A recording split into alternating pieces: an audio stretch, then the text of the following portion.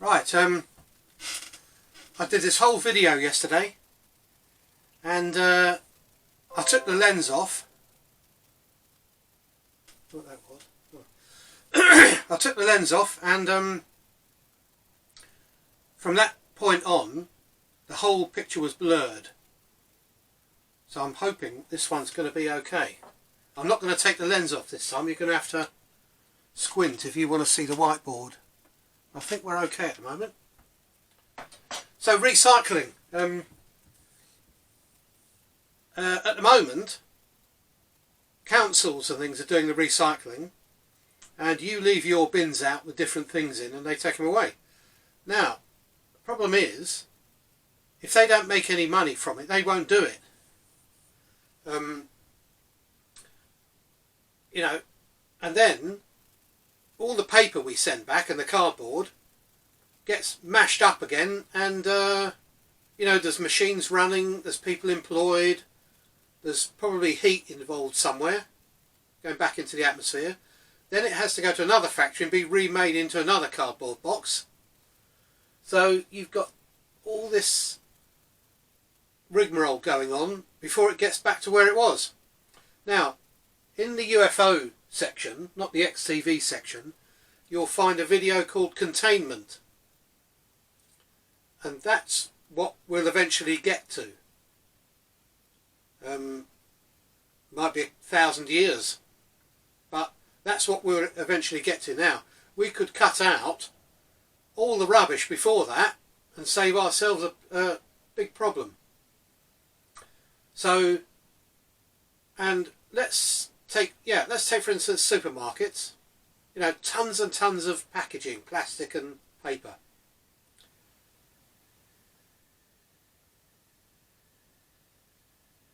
Could hear an alarm.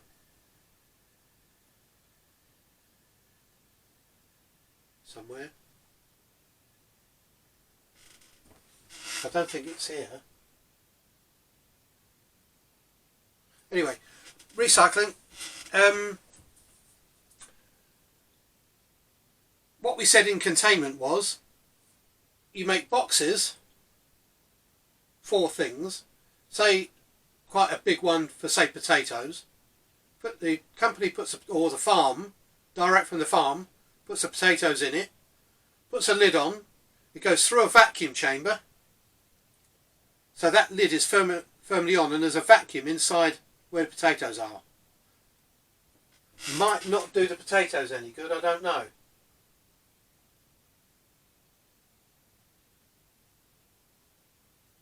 Very strange goings on today.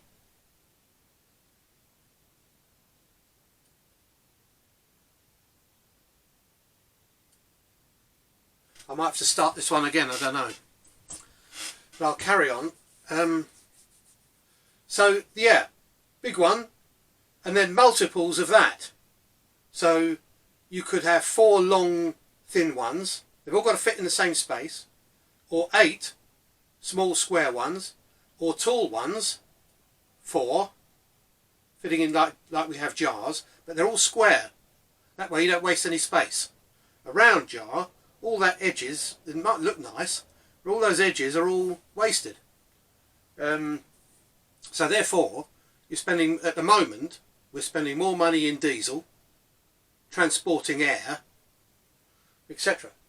So that's how that works. And the smallest one will be for your spices or whatever, and the big ones will be for your potatoes, and all the others in between, and they'll all fit in one of our Hessian bags.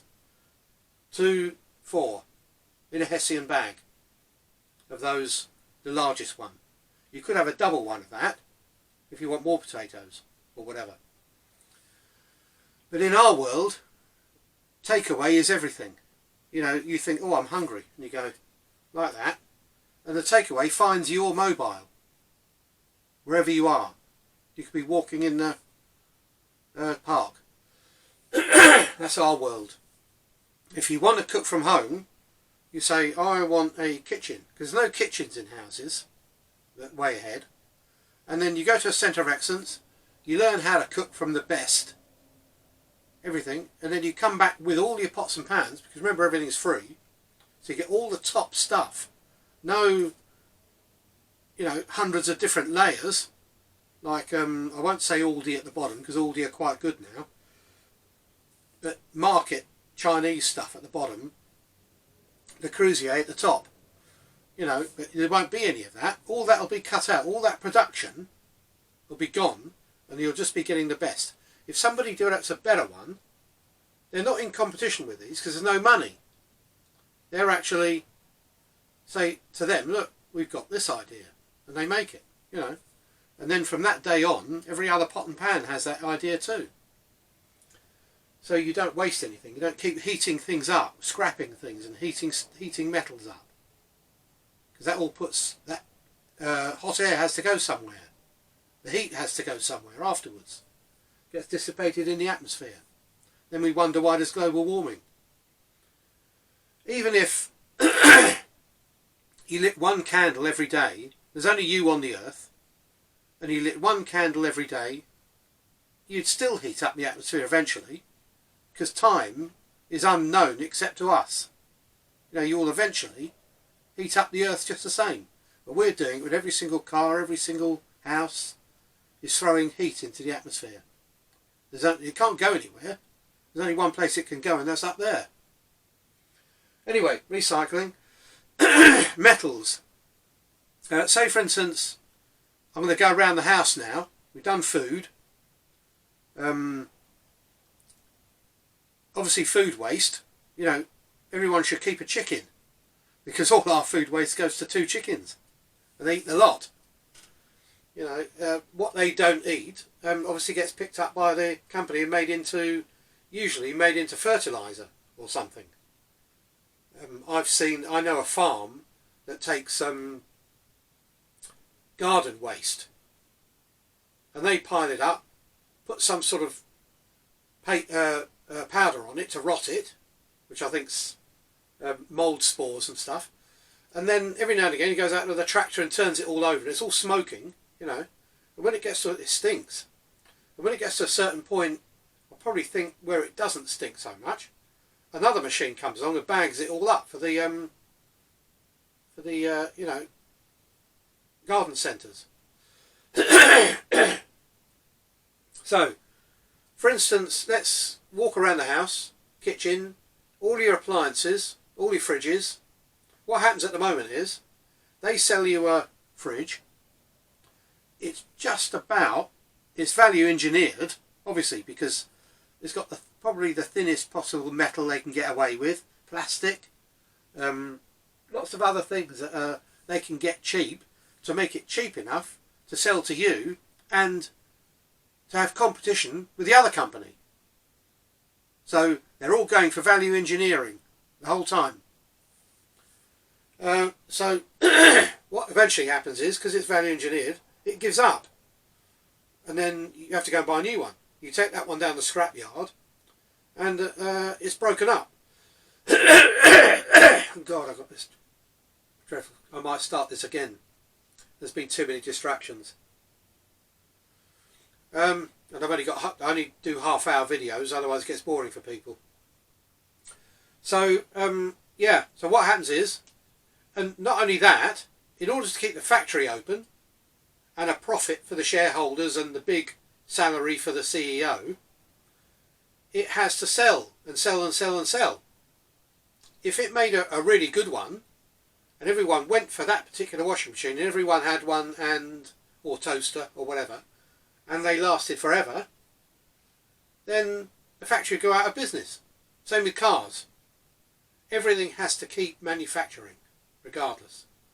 Now, in our world, if your fridge packs up, you say, fridge has packed up, man turns up with a new one, takes yours away, that goes back to the factory and gets completely refurbished, back to original. All the, you won't have things like rusting iron, because they'll all be aluminium and titanium and stuff, and carbon fibre. You won't have any. Value engineering is basically something they can afford, i.e. sheet steel, you know, cheap. Then they paint it, and then the paint has to dry, which puts what's evaporated off it into the air, which is normally something like this. Paint thinners. Hammerite. So, you know, that goes into the air, stays up there. Can't get out into space. Might come down as acid rain. Yeah, so that's that. So that's one set of recycling. Now I'm going to just go to show you what can be cut out. One factory. Putting smoke into the air because it's heating up stuff. Washing machine comes from there. Goes to your house. There's a bit of time until it packs up. Goes to the dump. Then it goes to a plant that recycles it. Or the dump, take it to pieces, take all the metal off, the stainless in a washing machine. They like that. And then that goes to a dump. Most of the other little bits, like all the stuff still working in the machine, all gets trashed, probably gets buried in a landfill. So it goes to the plant and it comes back round again. That's metal working. You could have a foundry here that melts everything again. Foundry. Then it goes back there as sheet steel to be made into another one. Now our method, washing machine goes to the house, packs up, goes back to the factory. At the moment, it's no good for the factory to take it back because refurbishing an old one means they don't sell a new one. They don't want that. That doesn't work in a capitalist society. Work in our bit because, obviously, and not only that, I like my washing machine and I'd want it back. Not some funny new one that hardly, you know, we bought some real rubbish in the past. Luckily, if you take out an insurance, that's another problem we've got. Just run through your story. We had a big American fridge, lasted for ages. I used to change the sensors in it. The sensors always used to get waterlogged. And I used to do that, and it worked again for another couple of years. Then in ours, a heating element went, defrosting heater. It's only a little frame thing with two wires coming out of it. And every now and again, the computer switches it on, it melts all the ice quickly, and then goes back to freezing the fridge again. So you don't have to defrost it yourself. What happened was I rang the insurance, it packed up, I rang the insurance company, it kept icing up, which means the heater wasn't working. So, and then the ice would touch the fan would make a noise, and then we'd have to stop it. So man turns up, takes a look at the heater, says, oh, can't get those heaters anymore. So I'll report in that we can't get the part. So they report in, the insurance company send us the money, we go to Curry's or wherever and buy a new one. That other one is still sitting there. So we've now got two big fridges. And I looked on eBay and there it is, the heating element, brand new. But the people doing the fixing for the insurance company can't buy off eBay. They can only get from the manufacturer, which doesn't sell them anymore. So I bought this heater, put it in, now we've got two fridges. You know, what's that about? They wanted me to chuck away an almost perfectly good fridge. Down to the dump. So anyway, so yeah, you cut out all this dump business, which wastes most of it anyway. A lot of it goes, you know, a lot of the internals and that, if it's not a sheet of steel that's easily grabbable, the rest of it goes into the dump and gets buried. Plant, yeah, you cut out the foundry, which is putting heat into the air, and this lot would have to do things to heat up that plastics and things. If they didn't have the parts out of your washing machine, they'd have to give you all new stuff, which is all remade, so you get air coming out, heat coming out of there too. What it should do is go back, be stripped down completely to its component parts. Anything that needs respraying needs respraying. Anything that's rusted away, if it's still sheet steel we're using, just new sheet of steel, basically. You know, that should have all the parts. Not only that, but in our world, that machine gets colour coded to your kitchen. I don't mean red, because like I said in the video yesterday that failed, I got a red and white kitchen. I wouldn't have anything else in it. I had red and white tiles on the floor. All the units were white. All the handles were red. Even the fridge. I took the fridge door to pieces to put red handles on. You know, everything. Everything was red and white. Wouldn't have anything else. But you have to compromise because some of the whites are different and most of the reds were different. Even in the same company, the toaster and the kettle had red bits on, both made by Tefal, but were both different reds. You know, what's the point in that? The plates came from a different place from the other kitchen stuff, and that was a different red.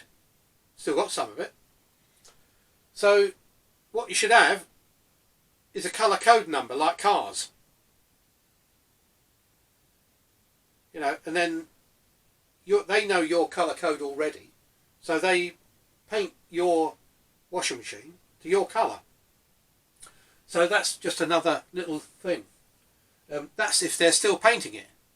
You know, they shouldn't really paint because, like I say, paint puts your thinners into the air. It has to evaporate somewhere. It can only go up.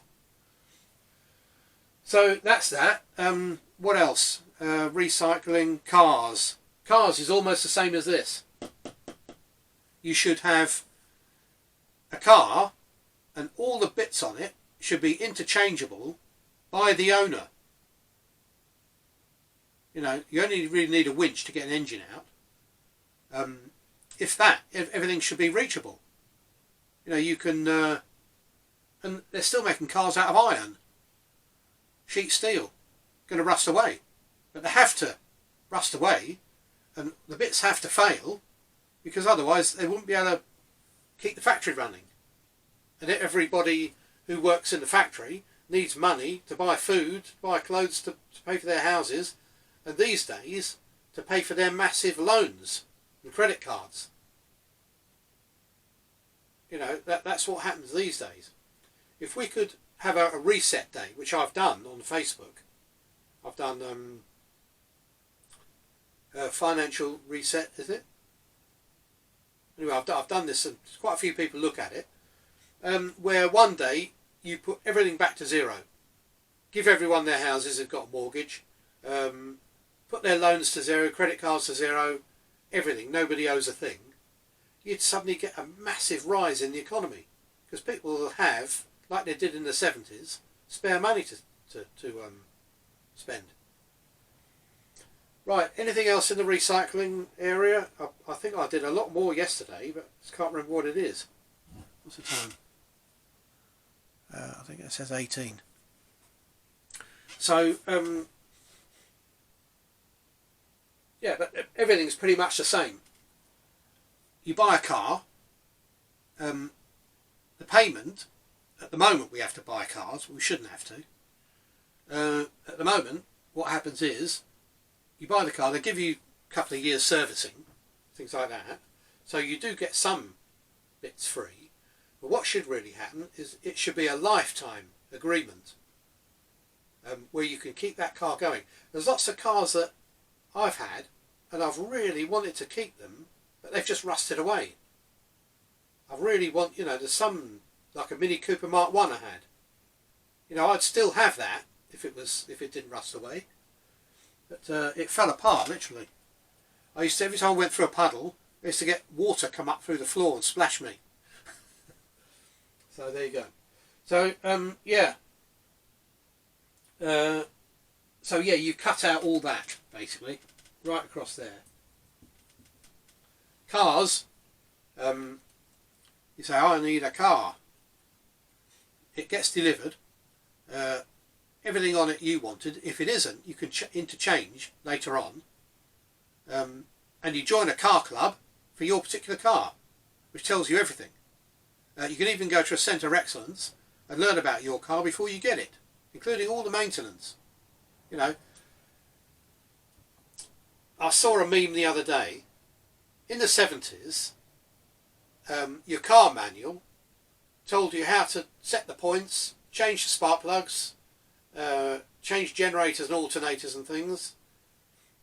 Today's car, it tells you not to drink the battery acid. Oh dear, I did have a laugh. That was so funny. So, there you go.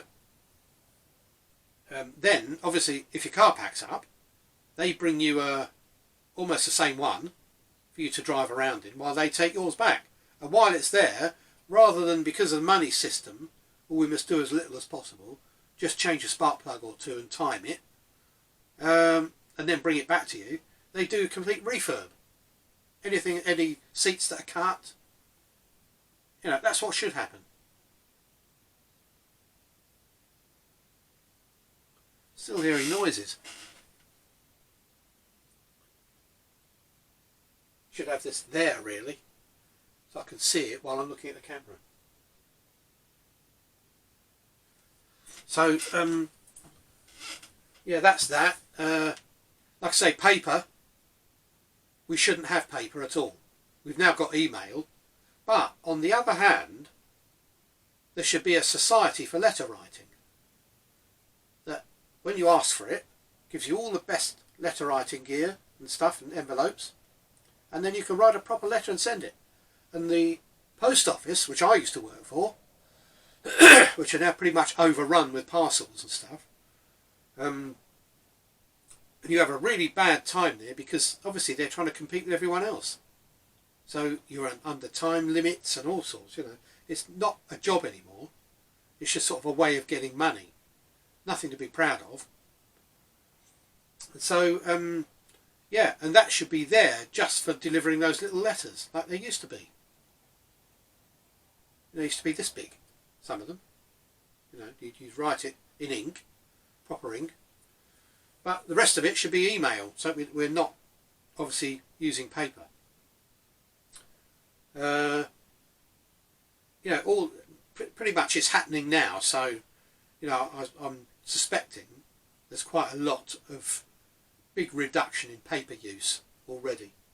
But you know, we've got literally tons of it. Stuff still keeps coming through the letterbox. It's mainly rubbish. So, yeah, that's that. Cars, I mean, obviously, if you saw the UFO section, transport, they'll only be there for hobbies. You know, you'll have a car club where you go, take your old car, and the factory's there and everything, centre of excellence for your particular car, will have either the factory or a replica of it. And you can put it back through the factory and get it perfect while learning about it with lots of other like-minded people. Then you drive it home, put it back in the garage. But our road system should be for hobbies only. It's just not adequate. We can't get any faster, so we can't get any better. But the transport air tube system we're talking about, which you'll have a buggy under your house with one moving part, that's the door. You get your mobile, you say where you want to go, and the air starts and it pushes you all the way to where you want to go. Slow pressures for coming out of your estate, faster pressures for a B road, faster pressures for an A road, 2,000 or 3,000 miles an hour for a motorway, or to go abroad on what would be a motorway today, but is in fact just a high pressure air tube in the future. No moving parts. All your navigation is done on the mobile. Where you want to go, you just click it in, and your mobile, obviously being tracked by the system, knows where you are. Now a lot of people are thinking, oh, I don't want anyone knowing where I am. But at the moment they do, even with the mobile you got in your pocket. If somebody wanted to, you know, in authority wanted to look. But in our system, there are no humans looking at the phone system. or any other. You know, the phone is the only thing that can connect you to the outside world, basically. Now, phone recycling, that's another thing. Phones will be, obviously, we've got to almost where they are now, almost. But the only difference is your phone, part of it, will be used for the world system. Part of the memory, say 20%, will be a worldwide memory, almost like a cloud. And the rest of it will be really high, obviously it's now high power processing. So what it's going to be like, you know, in a couple of years' time, I don't know. We got to iPhone 13, haven't we? So it must be terrifically powerful. I've still got a 4, I think. That's still going. This old trusty 4. Gold bar. So, yeah, if they pack up, they go back, you get a new one, you switch it on, you put in your genetic number, and it then finds all the information that you had on your phone that's stored as a backup on that 20% of memory all around the world. And that comes in instantly, and your phone is completely restored back to where it was before. Won't be any music on it because you'll be streaming music from one central source. But the one central source will also be on the 20% of memory. So the recycling part of this means there are no servers. Which again, electronics is a massive problem in recycling computers. What you'll have in the future is a mobile phone. As soon as you walk in your room, you'll have a big TV. All that will do is play the signal off of your mobile. Nothing else. That's all it's there for. Just to display a bigger version of what you've got on your screen. Because then, like today, with Bluetooth, you can watch a film, emails, anything. So all you'll have is the mobile, the TV at the house, and not even a vehicle. You know, the vehicle will be... So with all that non-manufacturing going on, that's what's probably going to save us. But we've got to get to it pretty quickly. I'm just going to have a proper look at the time. 27. Yeah, so that's pretty much... You know, at the moment we're recycling value engineered. Which means it'll only be recycled if someone can make some money. Money in our system is gone. You don't have money. It's not necessary. All it's there for is a unit to store for people for the rich to store up their end of the spectrum, and to keep it going that way. If it's a unit. So that's pretty much it. So you'll get your washing machine. As soon as it packs up, goes back to the factory, and you get another one. Simple as that. These people who fix it for you get closer to going to their centres of excellence, be it hobby or whatever. There is no money. They get their free food, free accommodation, free transport, free mobile phone with all gaming, TV, music, everything already on it. The people who make the music, when you listen to it once, they get closer to going to their centre of excellence. It's all dead simple. All you know, no money involved. Think of the amount of stuff that will be recycled or won't even be produced if money goes. Just imagine that for the time being.